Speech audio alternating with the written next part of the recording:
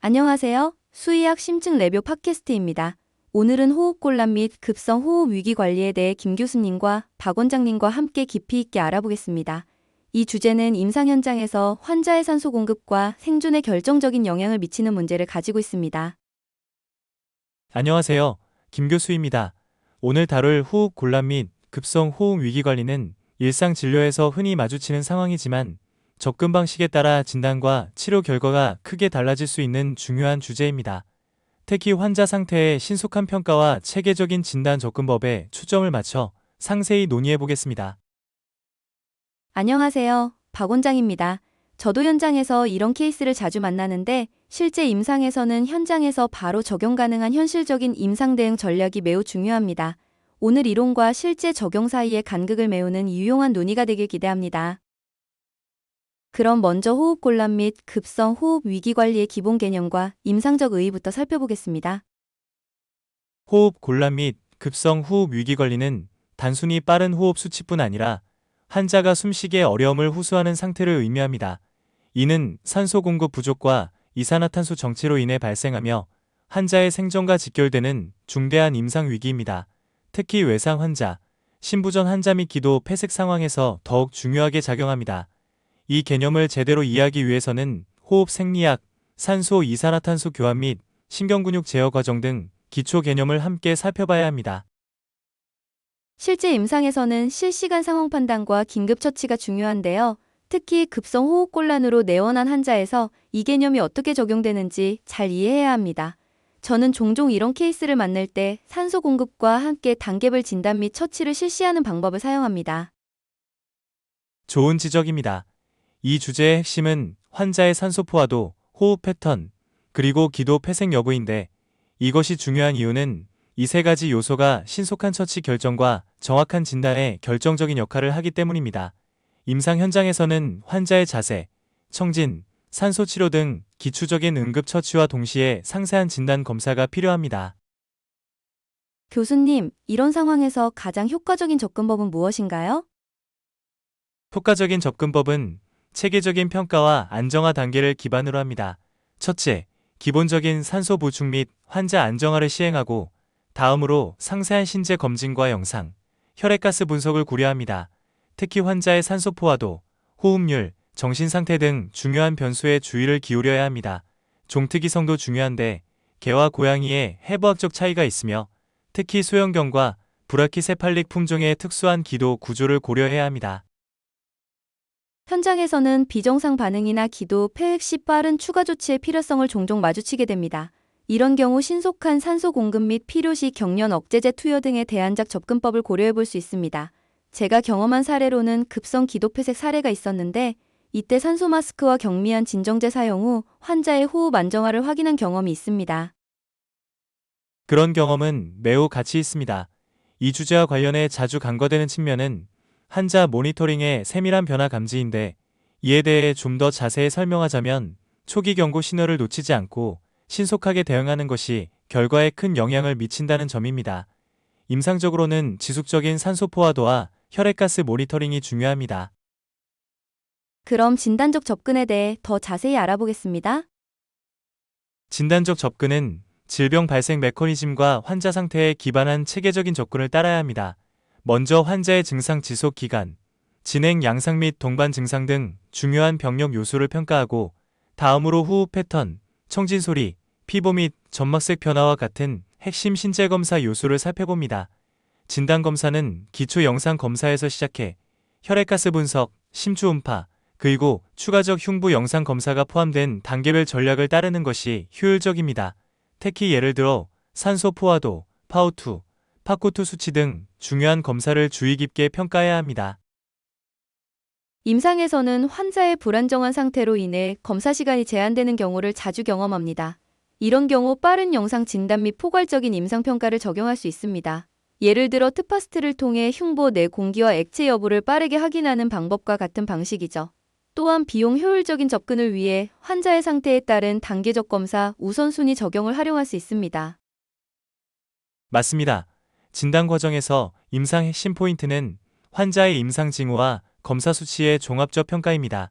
특히 기도 폐쇄나 갑작스러운 산소 포화도 저하가 나타날 때 긴급 산소 치료와 동시에 적절한 해부학적 검사 진행을 고려해야 합니다. 또한 심장성 호흡 부정과 비심장성 호흡 곤란과 같은 중요한 감별 진단을 항상 염두에 두어야 하며 환자의 병력, 신체 소견, 그리고 검사 결과의 미세한 차이를 통해 각 감별 진단의 세부 특징을 이해하는 것이 중요합니다.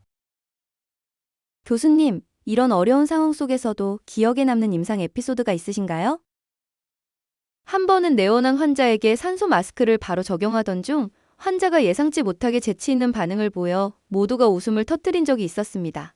사실 이런 상황은 진료실에서 종종 벌어지는데 그 순간 웃음 덕분에 긴장이 풀리고 팀워크가 강화된 경험이 있었습니다.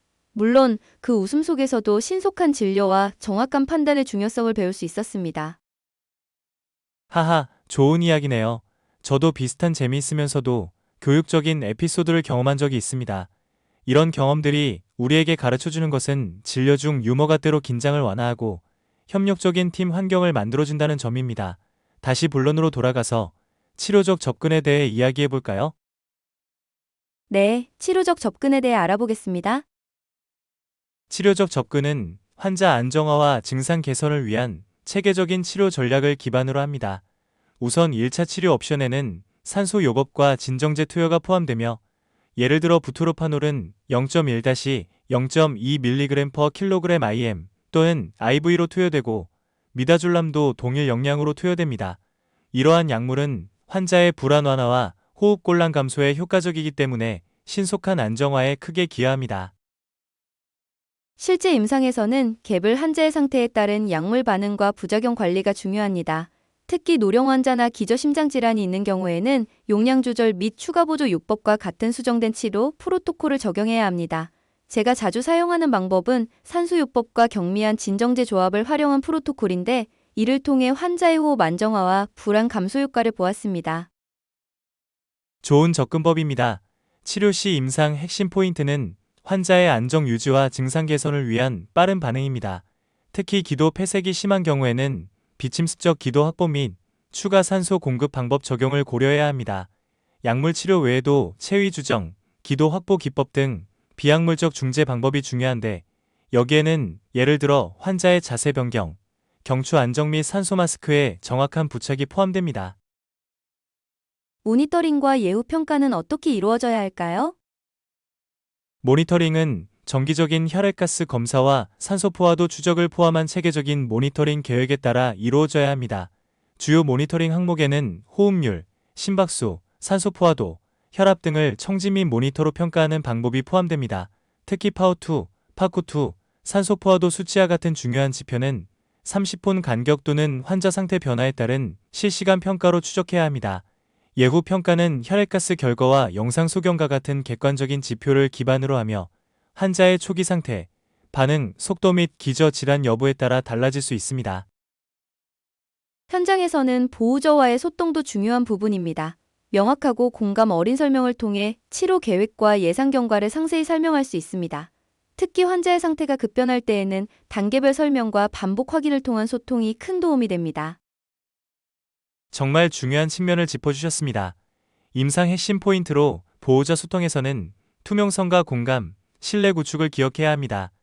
특히 환자 상태가 위급할 때에는 환자와 보호자의 이해도를 고려한 맞춤 설명이 필요합니다.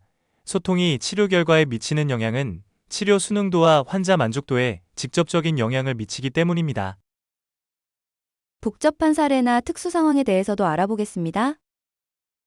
복잡한 사례에서는 다학제적 협력과 단계별 분석에 기반한 체계적인 문제 해결 접근법이 필요합니다. 특히 여러 합병증이 동반된 경우에는 환자 개별 상태에 맞춘 유연한 진단 및 치료 계획을 적용해야 합니다. 임상 핵심 포인트로 복잡한 사례에서는 환자의 전반적인 상태 안정화와 지속적인 모니터링을 항상 염두에 두어야 합니다. 현장에서 마주치는 여러 원인이 복합적으로 작용하는 경우에는 다각도의 진단적 접근과 단계별 치료 조정을 통해 문제를 해결할 수 있습니다. 제가 경험한 한 사례에서는 초기 산소 치료와 동시에 영상검사로 기도 폐색 사실을 확인하고 즉각적인 진정제와 산소 치료로 안정화시킨 경험이 있었는데 이를 통해 문제 상황에서 빠르고 유연한 대응의 중요성을 배웠습니다. 그런 경험이 임상 능력을 향상시키는 데 큰 도움이 됩니다. 복잡한 사례에서 자주 간과되는 측면은 세밀한 모니터링과 지속적인 재평가인데, 이에 대해 좀 더 자세히 설명하자면 초기 안정화 이후에도 환자의 변화를 면밀히 관찰하는 것이 최종 결과에 큰 영향을 미치기 때문입니다. 임상적으로는 정기적인 평가와 필요한 경우 빠른 치료 전환이 중요합니다. 다시 한번 유머로 분위기를 환기해볼까요? 이런 임상 상황과 관련된 재미있는 일화가 또 있을까요? 한 번은 기도 폐색 증세로 긴박했던 환자가 진료실로 들어왔을 때 갑자기 목소리가 희미해지면서 모두가 긴장한 순간이 떠오르네요. 그 순간 예상치 못한 상황이 오히려 팀의 긴장을 풀어주며 모두가 한숨 돌린 기억이 있습니다. 물론 즉각적인 진정과 신속한 산소 공급으로 상황을 안정시킨 대응이 중요했습니다. 이 경험을 통해 어려운 상황 속에서도 긍정적인 에너지가 도움이 될 수 있다는 점을 배웠습니다. 하하, 정말 재미있는 이야기네요.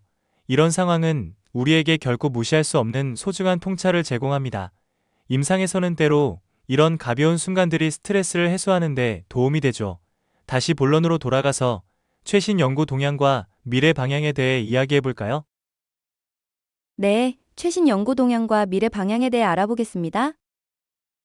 최신 연구 동향을 살펴보면 호흡 기전 및 산소 공급 기술에 관한 다양한 연구가 주목받고 있습니다. 특히 혈액가스 분석의 정밀도 향상과 비침습적 산소 모니터링 기술은 진단의 정확도를 높이고 환자 맞춤형 치료 계획 수립에 기여하고 있습니다. 미래 방향으로는 빠른 진단과 치료를 위한 인공지능 기반 통합 진단 시스템이 기대되며, 이는 환자 생존율 개선과 진료 효율성 증대로 나타날 것입니다.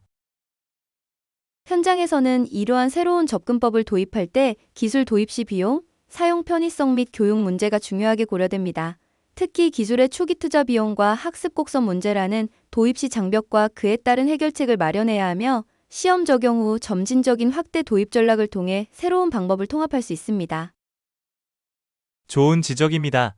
임상 핵심 포인트로 새로운 접근법 도입 시 명확한 목표 설정과 단계별 평가를 따르는 것이 중요합니다. 결국 우리의 목표는 환자 치료 효과 및 안전성의 극대화를 찾는 것이며, 이를 위해 지속적인 모니터링과 피드백을 통한 방법 적용이 필요합니다. 오늘은 호흡곤란 및 급성 호흡 위기 관리에 대해 깊이 있게 알아보았습니다. 정말 풍부한 정보와 통찰을 얻을 수 있었습니다. 마지막으로 오늘 내용을 요약해 주시겠어요? 오늘 우리는 호흡 곤란 및 급성 호흡 위기 관리에 대해 심층적으로 논의했습니다.